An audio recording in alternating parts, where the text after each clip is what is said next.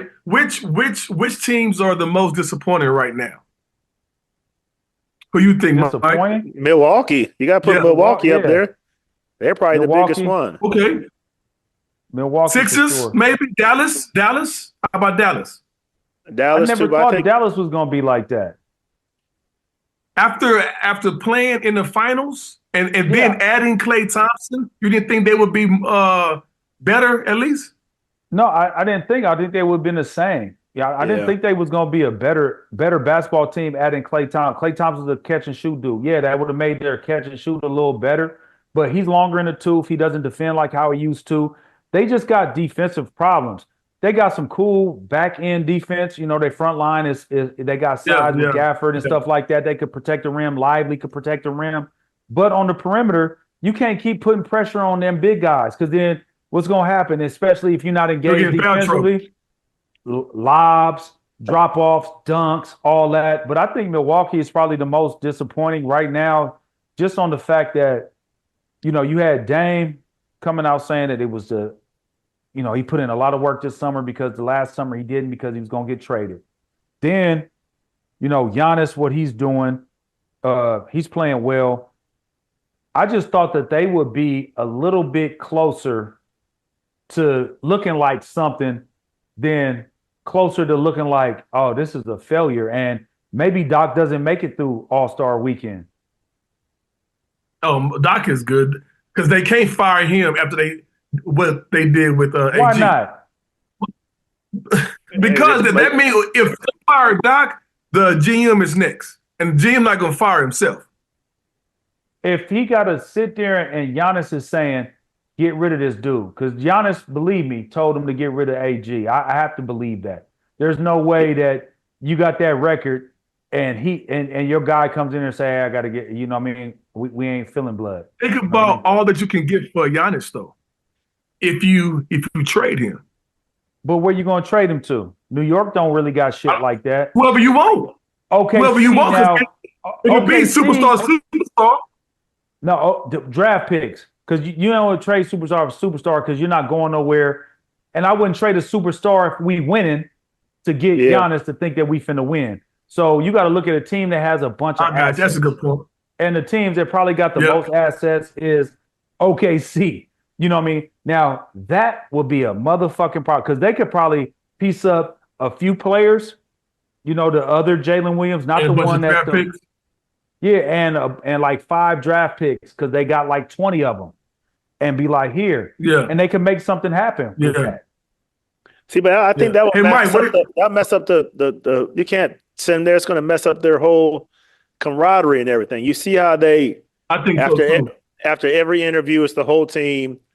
You think Giannis going to come and sit there behind the screen playing them young guys' games? He ain't going to do all that. You know what I'm saying? He needs the ball in his hand. He wouldn't buy in coaching. You're right. But you know what, though? This is the thing.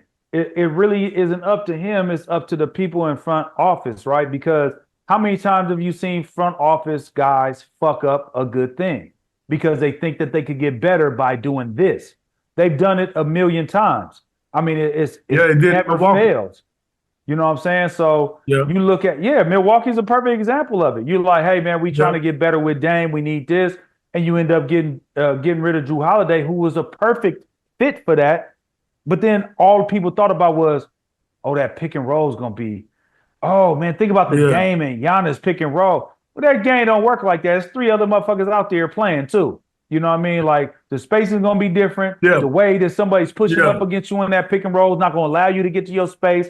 It's going to be a little bit different. So, you know, a lot of times the front management get a little bit too smart and a little bit too big for their britches. So, Mike, what you think about Philly? Nobody said nothing about Philly. I mean, I didn't. I got a sound effect over here. But there's, you know, injuries and stuff like What did it sound like? I don't even know what it sounds like. That was perfect. I never was really rolling with them anyway, Ty. I mean, just the fact of the injuries and just coming into the season and just already looking for ways out of saying coming in. You just got $200, $300 million deal and you come, I'm not playing back-to-backs. I mean, I don't know if it's just for his health or whatever for the later on, but I'm not rolling. I'm not rolling. Like I just like Paul George gets hurt a lot too. So you're leaving everything on Maxi's plate. I mean, he's a young, great player, but can he carry a team like that? You don't know if he can carry a team because he's still so young. Yeah, I thought that particular statement that Joel made should have came from management or the coaches. That way, it takes all the pressure off of Joel, and you don't have to deal with that question in the media. But what that tells from the outside looking in that there's no order.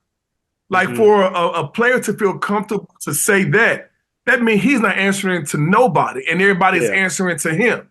Yeah. And obviously that has backfired big time. But you can see that with him anyway. He's run like all these big guys that run team, even like Giannis. Now Giannis is talking about getting traded. You know what I mean? All these big guys run these teams now. You make so much money that you can't tell them nothing. You know what I mean? Even like, huh? Why? I mean, that's why, when did honesty become offensive? Like, why can't you have a simple conversation and disagree without the fear of getting fired? Egos. It has ego. It's called having an ego. You know what I mean? And money. If a motherfucker make more money than you, like 3 times, 4 times more money than you, and the owner is over here paying you $5 million and paying this motherfucker $50 million, who you think he gonna listen to? He gonna listen to motherfucker. He gotta cut that $50 million check. But the player isn't the coach, though. You know. No, he's not. You know what's crazy to me is how, as coaches, we spend hours and hours and meetings and just hours of video talking about a game plan, and then we present the game plan, and one person can say, "Nah, I don't want to do that." That sounds like marriage.